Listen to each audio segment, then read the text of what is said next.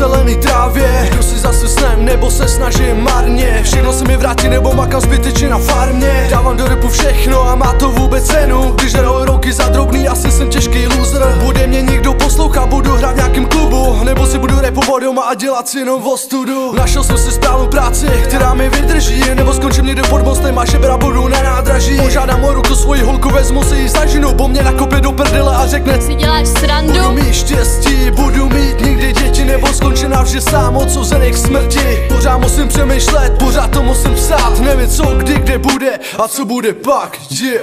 Tak už se neptej, co ti zítřek dá, běž dál a makej na sobě sám. Tak už se neptej, jak bude to dál, to sám víš nejlíp, že nesmíš to vzát. Nevím co, kdy, kde a jak to vlastně bude. Dožiju se stovky, nebo mě zítra něco přejde. Nebudu blbec a konečně dodělám si školu, nebo v hlavě co budu psát texty a na všechno se vyseru. Budu vůbec podnikat, jak jsem vždycky chtěl, nebo to jsou keci hospody a prosezená prdel. Prdel by to byla, kdyby to nebyla pravda. Kluci, měli bychom se zamyslet, RH a kurva. Zavolám, nikdy bývalkám, jak se maj, to určitě baldo.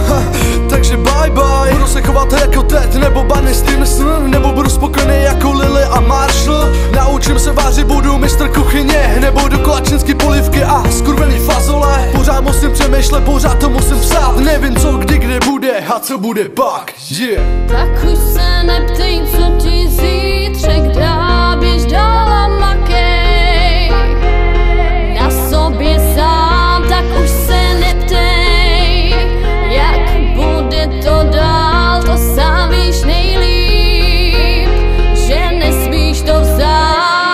Nevím co, kdy, kde a jak to vlastně bude. Budu zpívat do Superstar, nebo budu sedět v porotě. Obletím celý svět za 80 dní, nebo to jsou dětský sny a fantazírování. Budu chodit do posilky, udržovat kondici, nebo se sejdu s kamarádama na Whiskovici. Nevím co, vážně nevím co, ale určitě vám zavolám, tomu věřím. Budu hladovej po piku, jako želvy po pice, nebo jako teď budu mít vůli a pošlu je všechny do piče. Budu bohatý, ej, budu ve vatě, nebo jako 90% Čechů od výplaty k výplatě. Nevím co, vážně nevím co, ale chci zarábat cash, co ti povím. Pořád musím přemýšlet, pořád to musím psát. Nevím co, kdy, kde bude a co bude pak, yeah. Tak už se neptej, co ti zítřek dá, běž dál